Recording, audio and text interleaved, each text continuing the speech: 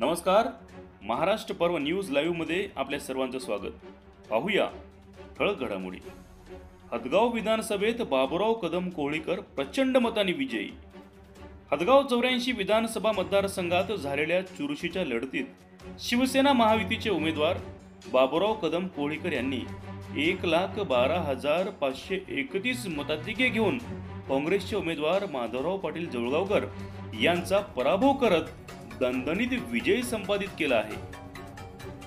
त्यांचे प्रतिस्पर्धी जवळगावकर यांना 82,303 तर वंचितचे दिलीपाला राठोड यांना तिसऱ्या क्रमांकाची अर्थात 11,337 मते मिळाली आहेत.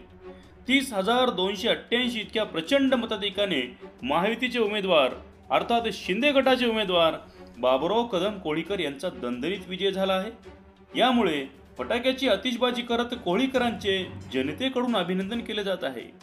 84 हदगाव हिमायतनगर विधानसभा मतदारसंघ कधी शिवसेना तर कधी काँग्रेसच्या बाजूने झुकल्याचे मागील निवडणुकीतून दिसून येते. या मतदारसंघात बाबुराव कदम कोळीकर यांनी मुख्यमंत्री एकनाथ शिंदे यांच्याकडून मोठ्या प्रमाणात निधी आणून विकास कामे केली आहे. त्याचेच फळ म्हणून शिवसेनेचे उमेदवार कोळीकर यांना मिळाल्याचे विजयाच्या संख्येवरून दिसून येते. त्याचबरोबर लाडकी बहीण देखील खंबीरपणे त्यांच्या पाठीशी उभी राहिली आहे हेच यावरून सिद्ध होते. बाबुराव कदम कोळीकर यांना भरभरून दिलेल्या मताधिक्यामुळे जनाधाराच्या आधारावर कोळीकर हे सर्वसामान्य जनतेचे नेते असल्याचे सिद्ध होत असून उर्वरित विकास कामे करण्यासाठीच त्यांना जनतेने विधानसभेमध्ये पाठवले असल्याचे जनतेकडून ऐकविण्यात येत आहे.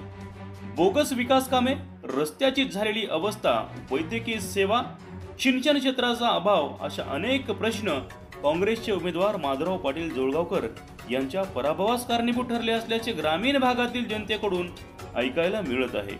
अनेक कार्यकर्त्यांनी आपल्या दिलेली जबाबदारी न सांभाळल्यामुळे काँग्रेसचे विद्यमान आमदार पराभूत झाले असे प्रतिपादन काँग्रेसचेच कार्यकर्ते सोशल मीडियावर करताना पाहायला मिळत आहेत. तसेच अनेक पत्रकारांची नाराजी देखील जवळगावकरांच्या पराभवास कारणीभूत ठरलेली जात आहे. आमदार पदावर असताना हिमायतनगर येथील केवळ एक दोघांच्या हातात पक्षाची सूत्रे देणे शेवटी महागात पडले अशी सुज्ञ नागरिकांमध्ये चर्चा होत आहे. महाराष्ट्र पर्व न्यूज लाईव्ह हदगाव.